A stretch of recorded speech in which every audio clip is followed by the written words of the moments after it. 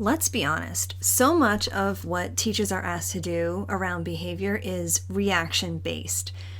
Try this intervention, call home, document this in triplicate. All right, maybe not triplicate, but sometimes it feels that way, right? By the time we respond, the damage is already done for the student and for you, and not to mention all the other students in your classroom. It's draining, it can be demoralizing, and it's not something that really works. Instead, I want you to think proactively. What if you had the tools to help your students feel safe, seen, and supported from the start, before those outbursts or shutdowns even happen? Well, today I'm giving you 3 practical, realistic ways to do just that. Hey friends, welcome to Enjoy Teaching Again, the podcast for teachers who love the work but need a little spark to bring the joy back. I'm your host, Elizabeth Peterson, classroom teacher, arts integration specialist, and passionate educator of over 25 years. If you're overwhelmed by behaviors, disengaged students, and long, exhausting days, you are not alone. But together, we can turn things around and you can teach with confidence and purpose again. So locate that cold coffee of yours, find your favorite pen, I know you have one, and let's dive in. It's time to get inspired and enjoy teaching again. Have you ever felt like you're stuck in a never-ending game of whack-a-mole, constantly managing behaviors, grading papers, and chasing expectations, all the while the joy of teaching feels like it's slipping through your fingers? I know you're tired of being the one who has to figure it all out, the classroom management, student behaviors, engagement, and still find time to, teach. I know you're tired of the blurting, the work refusal, the lack of effort, and you want a classroom that feels calm, creative, and dare I say, fun, where you feel effective and at peace with how things are working. Does that sound dreamy? Well, it is. But it's also possible. You deserve a place where you actually look forward to walking through the door each and every morning. Inside the Classroom Reset, you'll find tools, the strategies, and the support you need to refresh, re-envision, and yes, reset your teaching. This is a group coaching program unlike any other, where classroom management and student engagement and social emotional skills all come together with a splash of creativity, all while keeping things focused on you. Join me now at theinspiredclassroom.com/reset. That's theinspiredclassroom.com/RESET, and let's hit that reset button together. It can be so easy to get caught up in how your classroom looks at the start of a new school year. And let's face it, it's kind of fun too. You've got your name tags, your color-coded supplies, maybe some affirmations or motivations on the wall, a cozy calm-down corner with a plush rug, and maybe even a stuffed animal classroom mascot. Check, check, check. It's fun, it's cute, and it feels like progress. But here's the honest truth. Get ready. None of those things by themselves will improve student behavior. Trust me, I've done the whole decorate my way into the calm thing. And while those visuals can support a peaceful environment for your classroom, what your students really need goes a little deeper. They need some structure. They need connection. They need clear expectations that they can even help build. They need to feel like they matter, that they belong, not just that they're managed. And that's why in today's episode, we're skipping the glue sticks, skipping the posters, we're even skipping the behavioral charts and talking about what really helps prevent behaviors before they happen. The first thing I want you to consider is how you start your day, and how you start your day with some predictable connection. That's the key, predictable connection. What do you do in those first 5 minutes of your day? Because they can make or break everything. And not just for you, but they can make or break everything for each and every single one of your students. So making that connection with each and every one of your students is a really important and beneficial thing to make sure you're doing. A few years back, the big push was to make sure you're greeting every student at the door. And we all know that. But are you doing it? So take a moment and think to yourself, okay, am I actually greeting every single kid at the door? And am I using their name? And what kind of connection am I going to make with them? It could be as simple as just making eye contact with them and making sure they know that you see them. I've even had students come through my doorway and they say hi, but they kind of like don't even look. They're just looking into the classroom or they're looking down, and I'll stop them for a minute and I'll take a second to actually look them in the eyes and say hello and use their name. Maybe you do a handshake, just a smile works, a peace sign, a dance move. You don't have to go crazy here, but you know that the simple greeting really does make a difference. It gives you that chance to connect personally with each student. But take it a little further. What other kinds of parts can you make predictable in your classroom for your students to then connect to you, to their classmates, and to the classroom? Maybe you have a song that you are playing in your classroom as the students are entering. And for my SEAL teachers out there, dust off your song trilogies that help to really calm your students and transition them into the classroom so that their energy is just where you want them. Maybe you have a journal prompt or a question of the day on the board that students can respond to as they're coming in and then settling into their seats. I talk even more in depth about these first 5 minutes of the class inside my episode number 57. It's called Morning Chaos to Classroom Calm. I want to encourage you to go there if this is something that you really need to, look into a little bit more and examine a little bit more in your own classroom. This works because predictability reduces anxiety, and chances are you have some students that are going to have some school anxiety. That's just the way it is right now. And so when you can make things predictable as well as calming and inviting, that is the type of thing that's going to help your students transition into your classroom, whether it's at the beginning of the day or at the beginning of your class period. Okay, the second thing I want you to consider doing in order to help prevent behaviors before they start is to build a classroom of responsibility. In other words, giving your students roles to do inside the classroom. It gives them some purpose. It gives your classroom a better sense of community. So giving students classroom jobs like, tech helper, my favorite, floor inspector, such a good one at the end of your day. Maybe you give the job of morning greeter or pencil sharpener monitor. I don't know about you, but I am the only person who's allowed to sharpen pencils in my classroom because I covet the pencil sharpener. Every time I let my students use it, oh my gosh, it just goes awry and then it ends up breaking. I have finally found the perfect pencil sharpener for my classroom. I'll actually leave a link for it down in the show notes so that you can check it out and see if you want one. It is amazing. And the only way I allow other students to sharpen the pencil is if they get my 5-minute training in how to do it. And so that is definitely a responsibility I would give to certain students, and they think it's the most amazing thing.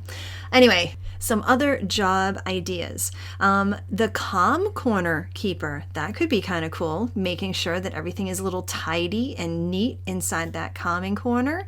A book organizer, you always have students who love organizing. Lights manager, board cleaner, supply restocker, that would be a nice fun job for someone. Maybe you need an attendance assistant or a classroom librarian. I always love giving the job of paper passer-outers to certain students. And maybe your classroom is set up so that you have a weather watcher. But you also could have some other types of classroom jobs that have a little bit of a deeper meaning. Check this out. This would be a great thing to incorporate some social emotional skills inside this idea of classroom responsibilities. Maybe you'll consider class encourager, a student who could actually encourage other students. And you could equip that student with a deck of Post-it notes and a really special pen, and they could be in charge of giving out encouraging notes for other students that they're noticing. How cool would that be, right? Maybe a job could be a check-in buddy. So if you can find the right student to train and then model this for other students as the year goes on, if someone's having trouble, whether it's with something in the content, or they're having a hard time getting things started, or they're having a hard time finding their materials, you could point to your check-in buddy and have them be the helper, check in with that other classmate. And here's one more idea to kind of take it a little bit deeper, and that is a gratitude note writer. How cool would this be? Now, you could take this on different angles. You could make this so that your gratitude note writer is someone who writes a gratitude for different parts in the day, or maybe they go over to different students and write down what they're grateful for and make a class list. There could be all kinds of different ways. And you can ask your students, maybe they start to define some of these roles as well, which would be kind of fun. And let's face it, some of these jobs, especially the really practical ones, these jobs don't just benefit the students as being part of the classroom community. They help you too. They free up your time and create smoother transitions and can reduce decision fatigue throughout the day, or just reduce you scrambling around for everything all the time. And yes, in some cases, this might mean a little extra work at the beginning or a little bit of training, especially for certain kids, but it can also work out for all involved, especially in the long run. Now, I'll tell you, the idea of classroom responsibilities as being like a systemized thing in your classroom, this is something I'm personally going to be trying a little bit more this coming school year. I used to have job cards and switch the jobs every month, but I kind of got away from it over the last recent years. Instead, I would just point to kids and ask them to do things. And that totally works, but when you don't have a system, you tend to ask the same kids over and over again. And that's why I'm going to actually work on this part a little bit more myself this school year and try and get more kids, or should I say all the kids, involved in the responsibilities of the classroom. Now, this is the kind of thing that works and helps improve student behaviors, because when students feel ownership in the classroom, they're less likely to act out. The more students feel that they belong in your classroom, they belong in the community, and maybe they even work together on certain jobs, so they're building relationships with other classmates, then they don't need to demand attention in negative ways. Instead, they will start to gain some of that attention in very positive ways. So think about how you've done responsibility tasks in the past, and maybe there's another way to add another layer or tweak it a little bit for this coming school year to actually help improve student behaviors. All right, now this third thing I want to share with how to help prevent student behaviors before they start is to help students practice self-management. Not just talk about self-management, not just have a lesson on self-management, but have them practice self-management throughout the day. This is one of the most overlooked behavior tools when you can help students to actually manage themselves. Oh my gosh, so much can change in your classroom. Practicing self-management before the students need to exercise the actual skill in the moment is also the key.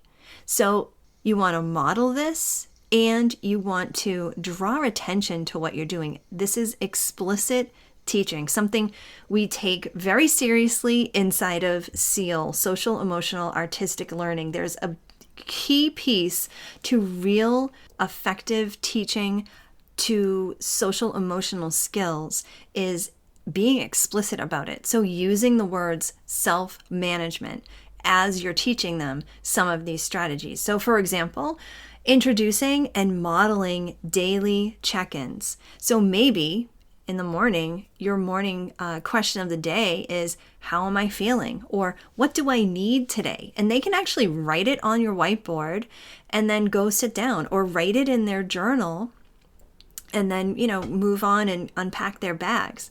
So having these daily check-ins and check-ins throughout the day as well is a really important skill that students should be practicing, and then using that opportunity to talk to students about what it is they're doing. When you're asking yourself, how am I feeling right now? You're becoming more self-aware, which helps you to manage your emotions, which is another important skill to be successful in the classroom, and of course, outside of the classroom as well. And certainly, you can teach simple regulation strategies that they can use independently, okay?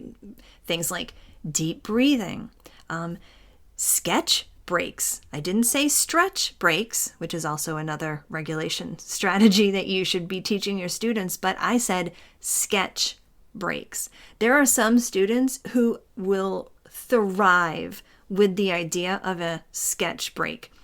In fact, I had a student a couple of years ago. She was in my math group, and she loved to sketch. And she would sketch all over her worksheets and different things. And eventually, it was actually becoming a little bit, not a problem, but it just was becoming a little bit of a distraction for other people. And so what I did was I called her over to my desk and I gave her a couple of Post-it notes. And I said, when you come in, I want you to take a Post-it note right here off of my desk, and I want you to stick it on your desk, and I want you to sketch on it while you're waiting for everybody to get settled, and then just put your worksheet over it. And then if you need to sketch, go ahead and sketch on it again, and then put your worksheet over it. She needed sketch breaks. Another self-management strategy I want you to think about is how you use and how you introduce your calm down corner. If you have one, maybe you have a calm down corner, maybe you are like me, you have like some kind of break box, but being able to allow students to use that on their own to self-manage can be such a powerful thing for them to learn. And talk about creating a caring culture in your classroom when you can actually train and then trust your students to go and use a break box or a calm down corner on their own, because you are respecting their ability to understand where they're at, know that they need a break, and then go and self-manage in an appropriate way. If you have a calm down corner or you are thinking about implementing one into your classroom, I want you to check out episode 63. It's called, Is Your Calm Down Corner Even Working? The Mistakes Teachers Make and How to Fix Them. Because what I find is that so many teachers want to have this or do have a calm down corner in their classroom, but it's just not quite working. And so we go over what might be missing inside that episode. So if that's something you want to dig into a little further, I encourage you to check out episode 63. Here's the thing. When students are taught how to notice their feelings and name their feelings, they gain some power on how to actually manage them. And boy, when a student can feel in control of themselves, that is powerful. Self-awareness builds self-control, and that leads to a more peaceful, more productive classroom. So to review, the first idea, you remember, was starting the day with predictable connection. The second way was to build a classroom of responsibility. And the third way was to help students practice self-management throughout the day. Here's the thing. Managing behavior doesn't have to be a battle, and you don't need another rigid plan or a behavior chart in order to get control of your students. What you do need is a proactive plan that centers around creativity and connection and, let's face it, your teacher instincts as well. You already know your students need calm and consistency. Now you've got 3 ways to set that tone before things start falling apart, okay? So I want you to think, start small, start creative, And if you're nodding along thinking, okay, Elizabeth, yes, I need more of this, then let me tell you about the Classroom Reset. This is my 6-month group coaching program that's designed specifically for teachers who are ready to take back control of their classrooms without sacrificing your sanity. Inside the Classroom Reset, we walk through a 5-step plan to rebuild your routines, improve behaviors, reignite your joy for teaching, get kids engaged, get more creativity in your classroom. We start with you, and then we work outward from the mindset to the classroom culture to the practical strategies that are going to work for you, your content, your grade level, your teacher personality, and of course the students that are in front of you. And you won't do it alone. You'll have coaching, you'll have support, you'll have a community of creative, caring teachers who are walking this road with you. I want you to go to theinspiredclassroom.com/reset, get all the details, okay? I would love to support you in this journey. I hope this episode inspired you, encouraged you, or gave you a fresh idea to try. And if so, I would love for you to take a screenshot and text it to one of your teaching buddies. I'm so grateful that you landed here with me today, and it would mean the world to me if you would leave me a review over on Apple Podcast. Thanks so much for being here, and I'll catch you on the next episode. This is Elizabeth Peterson reminding you to get inspired so you can be inspiring to your students and enjoy teaching again.